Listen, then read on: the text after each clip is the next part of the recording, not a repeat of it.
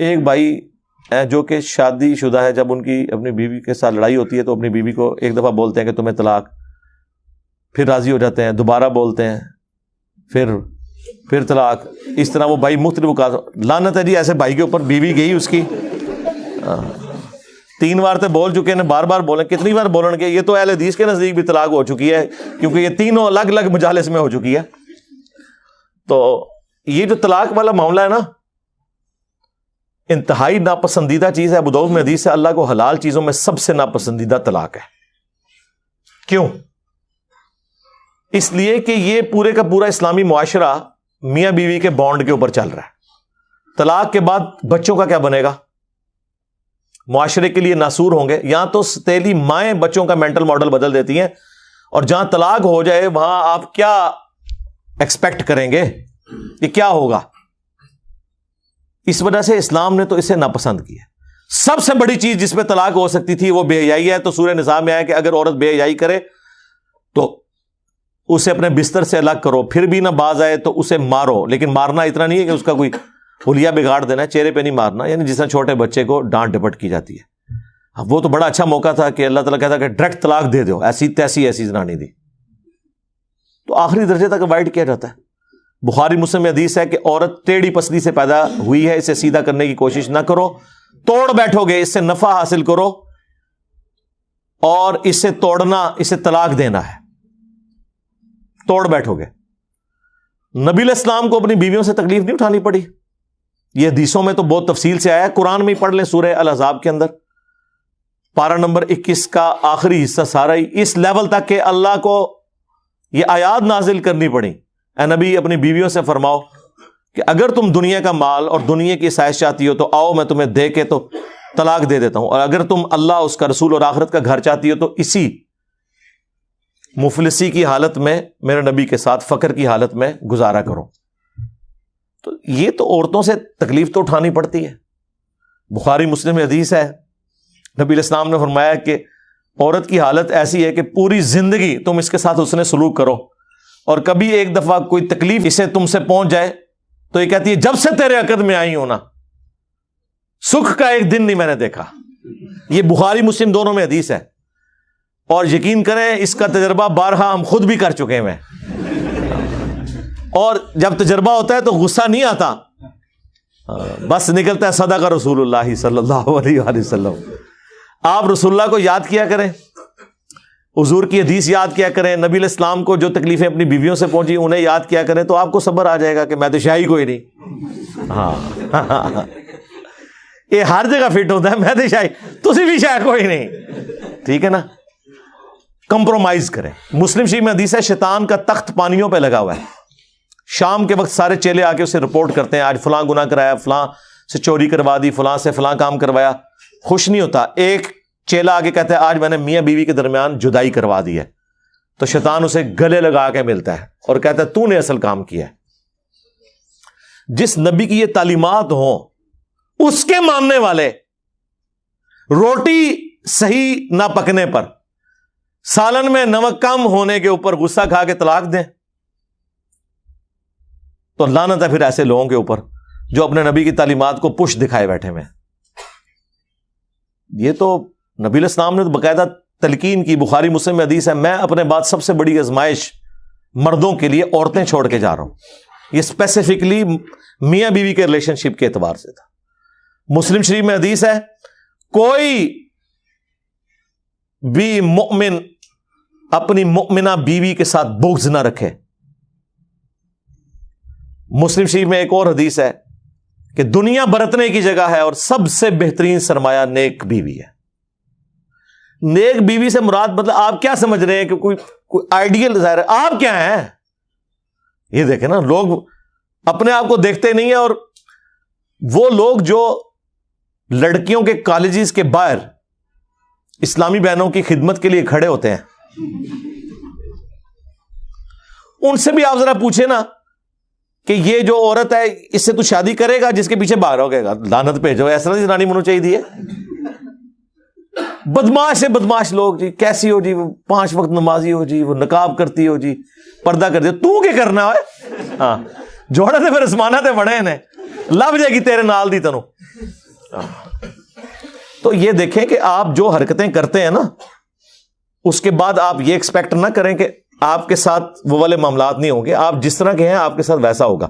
کوئی ایکسیپشن بھی ہو سکتی ہے, لیکن اوور آل یہ جو قرآن کا رول ہے نا کہ نیک مردوں کے لیے نیک عورتیں ہیں, بدکار کے لیے یہ رول ہے. ویسے آپ کو بظاہر نظر نہیں آ رہا ہوتا, لیکن میں آپ کو بتاؤں یہ جو جوڑے بنے ہوئے ہیں نا اور اتنی کامیاب زندگی گزار رہے ہوتے ہیں, ان میں واقعی کوئی کامن چیزیں ایسی ہوتی ہیں کہ جس کی وجہ سے وہ اکٹھے اپنے ساتھ زندگی گزار رہے ہوتے ہیں, برائی میں ہو یا اچائی میں ہو, یہ الگ بات ہے. یہ اللہ نے کوئی حالات و واقعات ایسے بنائے ہوئے ہیں. تو ان معاملات کو خوش اسلوبی کے ساتھ, میں کہتا ہوں شادی شدہ مرد کا کام ہی کوئی نہیں کہ اس کی زبان پہ کبھی طلاق کا لفظ بھی آئے. یہ سمجھ لیں طلاق کو آپ ایکویلنٹ کر لیں شرک کے, کہ یہ آپ نے تصور بھی نہیں کبھی کرنا. یار آپ کو کیسے سمجھایا جائے ابو داؤد کی اس حدیث کے اندر کیا درد ہے کہ اللہ کو سب سے ناپسند حلال چیزوں میں طلاق ہے. ابھی کتنی کنٹراڈکٹری اسٹیٹمنٹ ہے بظاہر, لیکن میں ایکسپلور کرتا ہوں اسے. سب سے ناپسند طلاق ہے. اس سے اللہ تعالیٰ کی ناراضگی کا ذرا اندازہ کر لیں. اور لیکن ساتھ کا حلال, حلال اس لیے کہا کہ بعض اوقات جینون ضرورت پڑ جاتی ہے. کوئی مرد ایسا ہے جس کے ساتھ کوئی میڈیکل ایشو ایسا ہو گیا ہے اور دھوکے سے شادی کروا دی ہے, اور مرد ہے ہی نہیں تھا, تو ظاہر اب طلاق والا معاملہ ہوگا. کوئی مرد اتنا فنیٹک ہے کہ اپنی عورت کو وہ اذیتیں دیتا ہے, تو اب اسے اپنی جان بخشی کے لیے یا تو جان بچا لے یا اپنا گھر بچا لے, مجبوراً طلاق لینی پڑتی ہے. حلال اسے اس لیے رکھا گیا ایز اے لاسٹ ریزارٹ, بعض اوقات طلاق کی ضرورت پڑ جاتی ہے. ورنہ تو عورتیں غلام ہوتی مردوں کی اگر طلاق دینا جائز نہ ہوتا, یا طلاق لینا یا خلا لینا جائز نہ ہوتا. یہ تو غلام بنا کے رکھتے ہوئے جس کے ہاتھ بھی آ گئی تو آپ جس طرح جانور پالا ہوا ہے زنجیر کے ساتھ وہ اس کی غلامی رہے گی. تو یہ اللہ نے اجازت دی. اس سے مراد یہ نہیں ہے کہ جو ناجائز طلاقیں دی جا رہی ہیں وہ اللہ تعالیٰ نے ان کو حلال قرار دیا ہوا ہے, نہیں. جامعہ ترمذی میں حدیث ہے, جس عورت نے بغیر وجہ کے طلاق لی جنت کی خوشبو بھی نہیں پائے گی. اسے وائس ورثہ بھی کر لیں. ہاں, یہ نہ سمجھے کہ یہ عورت کے لیے ہے. یہ نہیں ہے کہ قرآن میں جتنے مردوں کے لیے سیکھے آئے ہیں تو عورتیں مبرہ ہیں اس سے. ایک ورسٹ کیس کو ڈسکس کیا جاتا ہے اور باقی چیزیں انڈرسٹوڈ ہوتی ہیں. تو مرد و عورت کا ریلیشن شپ یہ بہت غیر معمولی ہے. جامعہ ترمذی میں حدیث ہے, تم نے کوئی بھی محبت کرنے والے دو میاں بیوی سے بڑھ کے نہیں دیکھے ہوں گے. یہ ایک ایسا پاکیزہ رشتہ اللہ تعالیٰ نے رکھ دیا. قرآن میں اللہ نے فرمایا سکون رکھا ہے میاں بیوی میں ایک دوسرے کے لیے. پھر اللہ تعالیٰ نے فرمایا ایک دوسرے کا لباس ہے. یہ جو ڈراموں میں یہ جو مرد و عورت آپ کو دکھائے جا رہے ہیں نا, یہ ڈرامے ہی لگائے ہوئے ہیں, ڈرامے میں ہی ہے اور کیا ہے. ریئل میں تو نہیں یہ سارا معاملہ اس طریقے سے جو وہ آپ کو جس طرح ایک عجیب و غریب قسم کے جہان میں داخل کر دیتے ہیں. یہ ایک بڑا متبرک رشتہ ہے جس کو اللہ تعالیٰ نے اپنے انبیاء کرام کی سنت ٹھہرایا, اور پوری آئلی زندگی سورۃ البقرہ میں اللہ نے ڈسکس کی ہے کس لیول پہ جا کے, صرف یہ بتانے کے لیے کہ اللہ کے نزدیک یہ کتنی اہمیت کی چیز ہے. اس لیے کامیاب مرد وہ ہیں جو رن مرید ہو. ہاں, اور غصہ آئے تو نہ نکالیں, خود نکل جائیں.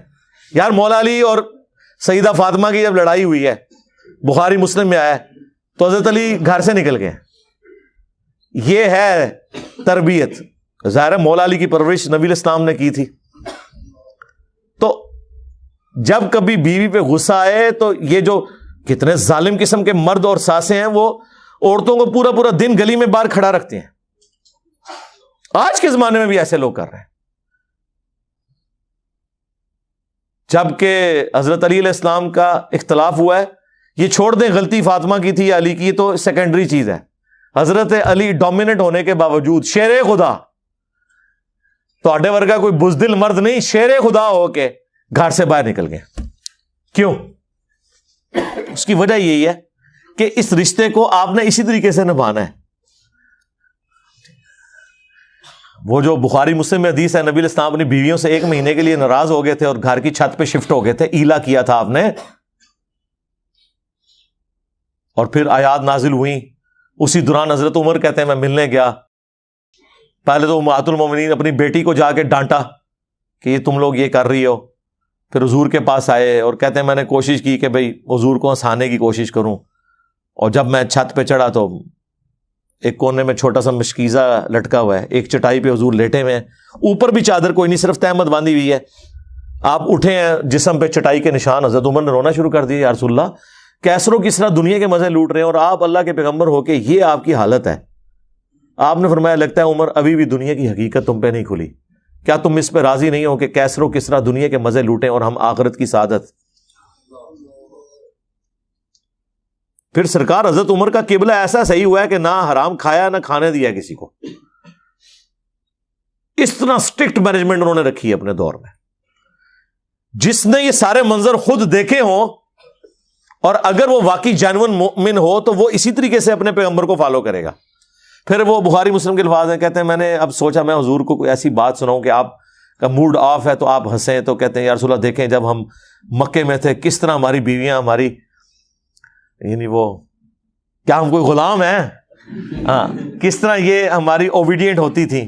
جب سے مدینہ شریف ہم آئے ہیں تو یہاں انصار کی عورتوں نے تو اپنے جڑوں کو دبا کے رکھا ہوا ہے. ان کو دیکھ کے ہماری بیویاں بھی دیکھیں کتنی شیر ہو گئی ہیں, اور ہم پہ یہ واقعی جی عرب کے لوگ وہ تو کسی مرد کی بات نہیں سنتے تھے, عورت ان کے سامنے بول جائے چسک جائے. ہوں بھی تسی دیکھ لو عربی نے کس طریقے سے اپنی عورتوں کو رکھا ہوا ہے انہوں نے, وہ ان کے اندر ایک مزاج ہے.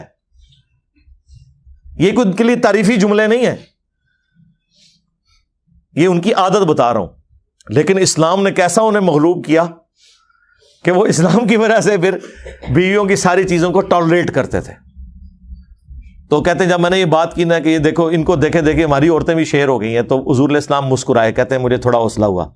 پھر میں نے گپ شپ کرنی شروع کی اور یہ اس طریقے سے پھر خیر آیات بھی نازل ہوئی. 1 مہینے کے بعد نبی علیہ السلام نے جو ہے وہ آفر دی. یہ آیات نازل ہوئی سورہ احزاب کی, حضرت عائشہ حفصہ باقیوں کو, کہ دیکھو اللہ نے مجھے اجازت دے دی ہے, چاہے تو تم میرے عقد میں رہو اسی فقر کی زندگی میں, اور اگر دنیا کا مال چاہتی ہو تو ٹھیک ہے میں تمہیں طلاق دے دیتا ہوں. تو سب نے کہا کہ ہم اللہ اس کا رسول اور آخرت کا گھر چاہتی ہیں, ہم نبی علیہ السلام کے ساتھ اس طرح گزارا کریں گے. تو یہ نبی علیہ السلام کی جو اپنی آئلی زندگی ہے نا, یہ جب پتہ ہی نہیں ہوگی تو کس طرح عورتیں اوبیڈینٹ ہوں گی اور کس طرح مرد اپنے عورتوں کے ساتھ حسن اخلاق سے پیش آئیں گے. آپ کو تو یہ دکھایا گیا غصہ نکالنا ہے. بہادری یہ ہے کہ آپ اپنا غصہ کنٹرول کریں, اور سب سے بہترین حال یہ ہے کہ جب غصہ ایک گھر سے باہر نکل جائے, اس جگہ کو چھوڑ دیں. اعوذ باللہ من الشیطان الرجیم پڑھیں جو بخاری مسلم میں آیا ہے. 2 بندے لڑ رہے تھے, آپ نے فرمایا میں ایک جملہ ایسا جانتا ہوں اگر یہ پڑھیں تو ابھی یہ سارا معاملہ ٹھنڈا ہو جائے گا, وہ اعوذ باللہ من الشیطان الرجیم, اور جگہ تو فوراً چھوڑیں جی, سیدھی سی بات ہے. ٹھیک ہے, دروازہ بے شک زور سے مار کے چلے جائیں, ٹھیک بات ہی تسی کرانا ہے, زنانی نو کچھ نہ کہو, ہاں بس